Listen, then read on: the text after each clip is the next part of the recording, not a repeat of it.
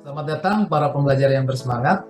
Saya Johannes Ronald Eliasero Parulian Huta Galung, mahasiswa program studi manajemen PJJ Program Sarjana Manajemen di Universitas Siber Asia dengan NIM 23010101053. Hari ini saya akan membawa Anda dalam sebuah perjalanan menarik dan mendalam ke dunia self-concept atau konsep diri.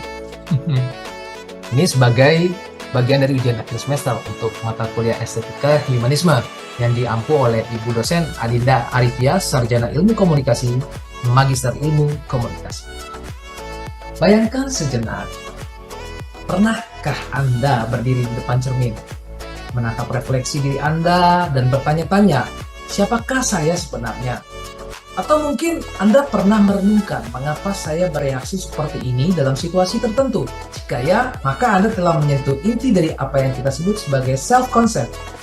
Self-concept bukanlah sekedar konsep abstrak dalam psikologi. Ini adalah kompas internal yang mengarahkan setiap aspek kehidupan kita. Ini memengaruhi bagaimana kita berinteraksi dengan orang lain, bagaimana kita menghadapi tantangan, dan bahkan bagaimana kita mendefinisikan kebahagiaan dan kesuksesan. Dalam perjalanan kita hari ini, kita akan menggali lebih dalam ke dalam konsep yang sangat menarik ini.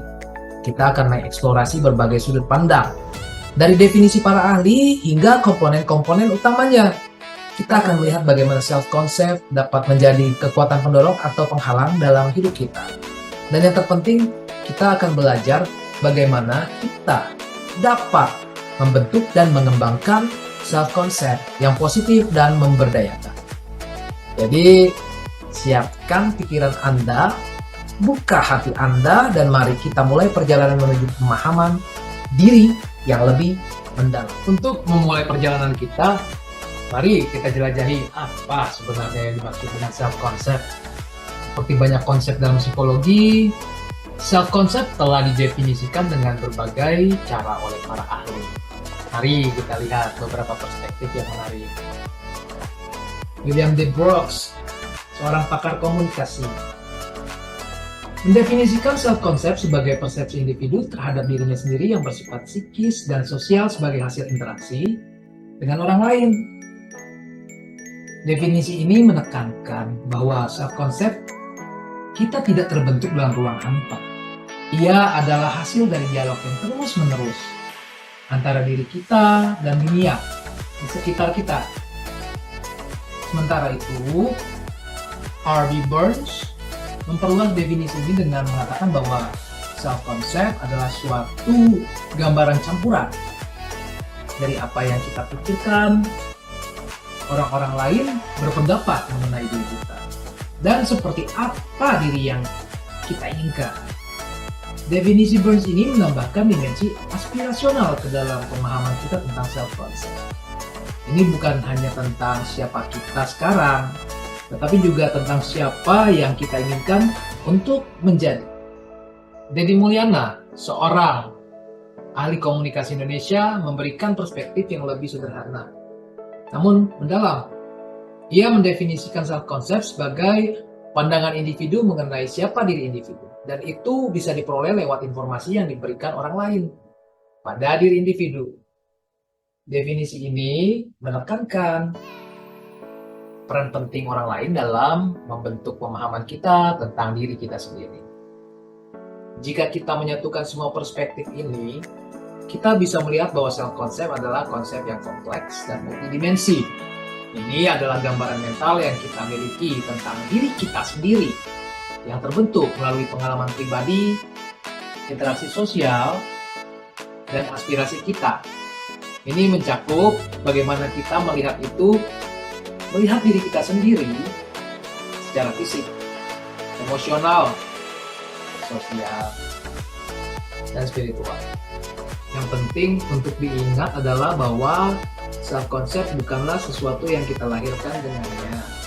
Ini adalah konstruksi psikologis yang berkembang seiring waktu dan terus berevolusi sepanjang hidup kita. Setiap pengalaman baru, setiap interaksi, setiap pencapaian, atau kegagalan, semuanya memiliki potensi untuk membentuk dan mengubah self-concept kita. dalam perjalanan kita selanjutnya, kita akan melihat lebih dekat komponen-komponen yang membentuk self-concept ini dan bagaimana mereka berinteraksi untuk menciptakan narasi internal yang kita miliki tentang diri kita sendiri. Sekarang setelah kita memiliki pemahaman dasar tentang apa itu self-concept, mari kita jelajahi lebih dalam komponen-komponen utama yang membentuknya. Para ahli psikologi telah mengidentifikasi 3 elemen kunci dalam self-concept: self-ideal, self-image, dan self-esteem. Mari kita bahas satu persatu dan lihat bagaimana mereka saling berinteraksi untuk membentuk pemahaman kita tentang diri kita sendiri. Pertama, mari kita bicara tentang self-ideal atau diri ideal. Ini adalah aspek dari self-concept yang berkaitan dengan siapa kita ingin menjadi. Bayangkan self-ideal sebagai versi terbaik dari diri kita yang kita bayangkan. Self-ideal kita dibentuk oleh berbagai faktor. Nilai-nilai yang kita pegang, role model yang kita kagumi, harapan masyarakat, dan impian pribadi kita. Misalnya, seseorang mungkin memiliki self-ideal sebagai pengusaha sukses dan juga aktif dalam kegiatan sosial. Self-ideal ini akan memengaruhi tujuan yang kita tetapkan untuk diri kita sendiri dan keputusan yang kita buat dalam hidup. Namun penting untuk diingat bahwa self-ideal yang terlalu tidak realistis dapat menjadi sumber stres dan kekecewaan. Di sisi lain, self-ideal yang inspiratif namun dapat dicapai dapat menjadi kekuatan pendorong yang kuat untuk pertumbuhan dan pengembangan diri. Kedua adalah self-image atau citra diri. Ini adalah bagaimana kita melihat diri kita saat ini, semacam foto mental dari diri kita sendiri. Self-image mencakup persepsi kita tentang penampilan fisik kita, kemampuan dan keterampilan kita, peran sosial kita, dan kepribadian kita. Misalnya, seseorang mungkin melihat dirinya sebagai orang yang cerdas tapi pemalu, atau sebagai orang yang kreatif tapi kurang terorganisir. Self-image kita sangat dipengaruhi oleh pengalaman hidup kita dan umpan balik yang kita terima dari orang lain. Penting untuk diingat bahwa self-image kita mungkin tidak selalu akurat. Kita mungkin memiliki titik buta, aspek-aspek diri kita yang tidak kita sadari, tapi jelas bagi orang lain. Atau kita mungkin terlalu kritis terhadap diri sendiri dalam area-area tertentu. Komponen ketiga dan mungkin yang paling berpengaruh adalah self-esteem atau harga diri. Ini adalah komponen evaluatif dari self-concept. Seberapa berharga kita merasa diri kita sendiri. Self-esteem memengaruhi bagaimana kita merasa tentang diri kita sendiri dan bagaimana kita berperilaku. Orang dengan self-esteem yang sehat cenderung lebih percaya diri, lebih mampu menghadapi tantangan, dan lebih resilient dalam menghadapi kegagalan. Sebaliknya, self-esteem yang rendah dapat menyebabkan perasaan tidak berdaya, kecemasan, dan bahkan depresi. Yang menarik adalah bagaimana ketiga komponen ini saling berinteraksi. Self-ideal kita memengaruhi bagaimana kita mengevaluasi self-image kita, yang pada gilirannya memengaruhi self-esteem kita. Misalnya, jika self-ideal kita adalah menjadi orang yang sangat sukses dalam karir dan self-image kita adalah seseorang yang sedang berjuang dalam pekerjaan, ini bisa berdampak negatif pada self-esteem kita. Namun, hubungan ini juga bisa bekerja secara positif. Ketika kita mencapai aspek-aspek dari self-ideal kita, ini dapat meningkatkan self-image dan self-esteem kita. Inilah mengapa pencapaian tujuan sekecil apapun bisa memiliki dampak yang positif, sangat positif pada kesejahteraan psikologis kita. Memahami ketiga komponen ini dan bagaimana mereka berinteraksi adalah langkah penting dalam mengembangkan self-concept yang sehat dan positif. Dalam bagian selanjutnya, kita akan melihat bagaimana self-concept ini memengaruhi perilaku dan kehidupan kita sehari-hari. Sekarang setelah kita memahami komponen-komponen utama self-concept, mari kita jelajahi bagaimana self-concept ini dapat memengaruhi kehidupan kita sehari-hari. Self-concept dapat diklasifikasikan menjadi dua kategori utama, positif dan negatif. Masing-masing memiliki karakteristik yang berbeda. dan dampak yang signifikan pada cara kita berpikir, merasa, dan berperilaku. Mari kita mulai dengan self-concept positif. Seseorang dengan self-concept positif memiliki pemahaman yang jelas tentang diri mereka sendiri, dapat mengenali kekuatan dan kelemahan mereka, dan umumnya mereka baik tentang diri mereka sendiri. Beberapa karakteristik utama dari self-concept positif meliputi 1.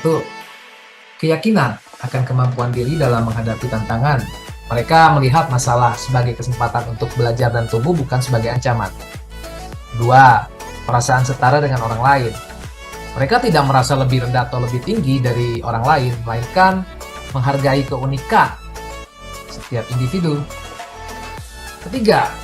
Kemampuan menerima pujian tanpa rasa malu berlebihan. Mereka dapat mengakui prestasi mereka tanpa merasa sombong. 4. Kesadaran bahwa setiap orang memiliki perasaan, keinginan, dan perilaku yang tidak selalu disetujui masyarakat. Ini membuat mereka lebih toleran terhadap diri sendiri dan orang lain. 5. Kemampuan untuk memperbaiki diri. Mereka melihat kritik konstruktif sebagai alat untuk pertumbuhan, bukan sebagai serangan personal. Seseorang dengan self-concept positif lebih mungkin untuk mengambil resiko yang diperhitungkan, membangun hubungan yang sehat, dan mengejar tujuan mereka dengan tekun. Misal, seseorang karyawan dengan self-concept positif mungkin akan dengan senang hati mengambil proyek yang menantang, melihatnya sebagai kesempatan untuk belajar dan berkembang. Sebaliknya, self-concept negatif dapat memiliki dampak yang merugikan pada berbagai aspek kehidupan seseorang. Seseorang dengan self-concept negatif mungkin memiliki pandangan yang terdistorsi tentang diri mereka sendiri, seringkali meremehkan kualitas positif mereka dan terlalu menekankan kelemahan mereka. Beberapa karakteristik self-concept negatif meliputi 1. Sensitivitas berlebihan terhadap kritik. Mereka mungkin melihat setiap komentar negatif sebagai konfirmasi atas ketidakmampuan mereka. 2. Responsif yang berlebihan terhadap pujian.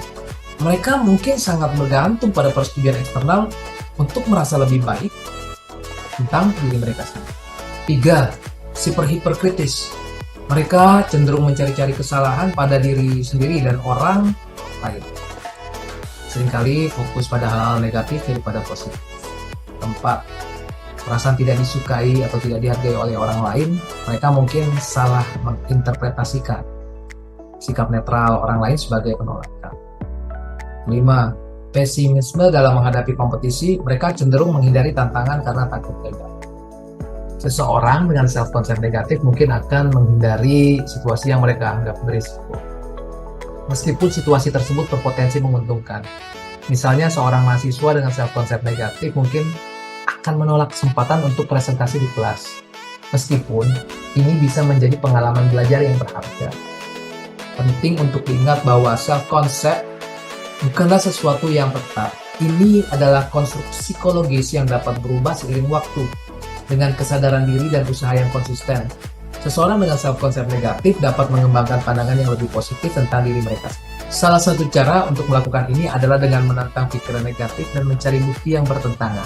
Misalnya, jika seseorang berpikir saya selalu gagal dalam segala hal, mereka bisa diminta untuk mencatat keberhasilan kecil mereka setiap hari. Seiring waktu, ini dapat membantu mengubah narasi internal mereka menjadi lebih positif. Tetapi kognitif perilaku CBT telah terbukti efektif dalam membantu orang mengubah pola pikir negatif dan mengembangkan self-concept yang lebih positif. Teknik seperti reframing, kognitif, dan latihan afirmasi positif dapat menjadi alat yang kuat dalam perjalanan ini. Sebagai penutup bagian ini, penting untuk ditekankan bahwa memiliki self-concept positif bukan berarti kita selalu merasa hebat tentang diri kita sendiri, atau mengabaikan area yang perlu perbaikan. Sebaliknya, ini adalah tentang memiliki pandangan yang realistis dan seimbang tentang diri kita sendiri. Mengakui kekuatan kita sambil juga menerima kelemahan kita sebagai area untuk pertumbuhan. Mari kita menggali lebih dalam ke dalam struktur self-concept dengan melihat dimensi-dimensinya. Para ahli psikologi, terutama Calhoun dan Akosela, telah mengidentifikasi 3 dimensi utama dari self-concept. Pemahaman tentang dimensi-dimensi ini dapat membantu kita lebih mengerti kompleksitas self-concept dan bagaimana ia memengaruhi perilaku kita. Dimensi pertama adalah pengetahuan. Ini mengacu pada apa yang kita ketahui tentang diri kita sendiri. Bisa dibilang ini adalah data yang kita miliki tentang diri kita. Pengetahuan ini mencakup berbagai atribut seperti usia, jenis kelamin, pekerjaan, etnis, kepribadian, dan banyak lagi. Misalnya seseorang mungkin menggambarkan diri mereka sebagai seorang wanita berusia 30 tahun yang introvert dan bekerja sebagai desainer grafis. Pengetahuan ini membentuk dasar dari bagaimana kita mendefinisikan diri kita. Namun, penting untuk diingat bahwa pengetahuan ini tidak selalu akurat. Kita mungkin memiliki persepsi yang salah tentang diri kita sendiri, atau mungkin tidak menyadari aspek-aspek tertentu dari kepribadian kita yang jelas bagi orang lain. Dimensi kedua adalah pengharapan. Ini berkaitan dengan pandangan kita tentang kemungkinan menjadi apa atau seperti apa di masa depan. Ini adalah aspek self-concept kita yang berorientasi ke depan. Pengharapan ini bisa jadi positif, seperti aspirasi dan cita-cita, atau negatif, seperti ketakutan dan kekhawatiran tentang masa depan. Misalnya, seseorang mahasiswa mungkin memiliki pengharapan untuk menjadi CEO perusahaan multinasional suatu hari nanti. Pengharapan ini akan memengaruhi keputusan dan tindakan mereka di masa sekarang. Pengharapan kita seringkali dipengaruhi oleh faktor-faktor eksternal seperti harapan keluarga, norma budaya, dan tekanan sosial. Namun, penting untuk memastikan bahwa pengharapan kita sejalan dengan nilai-nilai dan aspirasi pribadi kita. Dimensi ketiga adalah penilaian. Ini adalah dimensi evaluatif dan self-concept kita. Bagaimana kita menilai diri kita sendiri. Penilaian ini sangat terkait dengan self-esteem kita. Penilaian yang positif cenderung mengarah pada self-esteem yang tinggi. Sementara, penilaian yang sangat kritis dapat menyebabkan self-esteem yang rendah. Ketiga dimensi ini, pengetahuan, pengharapan, dan penilaian, bekerja bersama-sama untuk membentuk self-concept kita secara keseluruhan.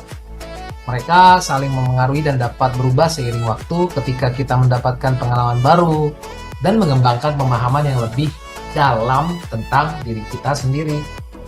Memahami dimensi-dimensi ini dapat membantu kita dalam proses pengembangan diri dengan secara sadar memeriksa pengetahuan kita tentang diri kita sendiri, menyelaraskan pengharapan kita dengan nilai-nilai pribadi kita, dan mengembangkan penilaian yang lebih seimbang dan realistis.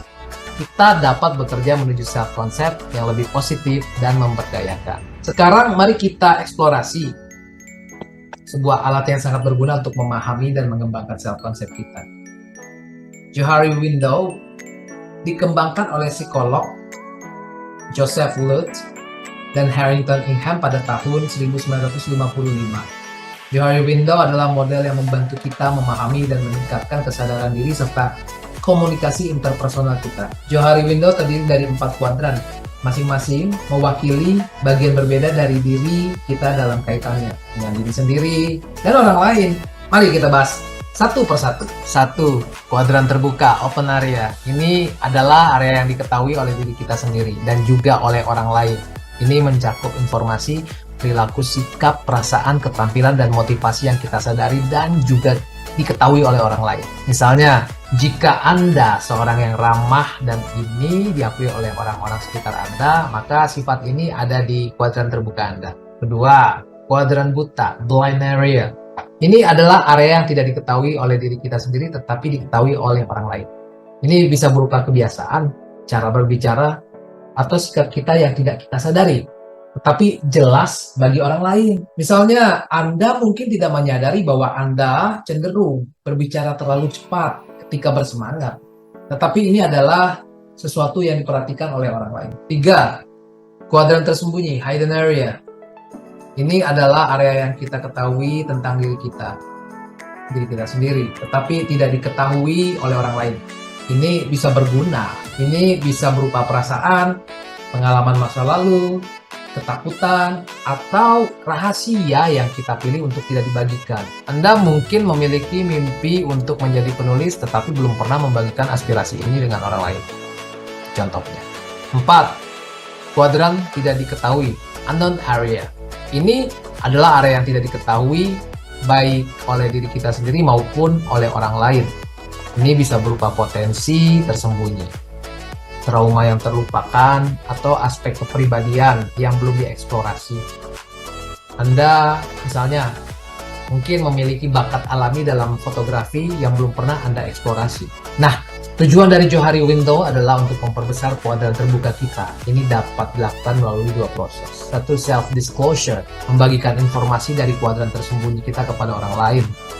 Ini membantu membangun kepercayaan dan memperdalam hubungan. Dua, menerima umpan balik. Menerima informasi dari orang lain tentang diri kita sendiri yang mungkin ada di kuadran buta kita. Ini membantu kita meningkatkan kesadaran diri. Dengan memperbesar kuadran terbuka, kita dapat meningkatkan pemahaman diri, memperbaiki komunikasi dengan orang lain, dan pada akhirnya mengembangkan self-concept yang lebih positif dan akurat. Johari Window adalah alat yang sangat berguna dalam pengembangan diri dan dalam memahami dinamika hubungan interpersonal kita. Ini mengingatkan kita bahwa ada aspek-aspek diri kita yang mungkin tidak kita sadari, dan bahwa kita dapat belajar banyak tentang diri kita melalui interaksi dan umpan balik dari orang lain. Setelah kita menjelajahi berbagai aspek self-concept, mari kita bicarakan mengapa pemahaman dan pengembangan self-concept begitu penting dalam kehidupan kita. Pertama, self-concept memiliki peran krusial dalam memaksimalkan potensi diri.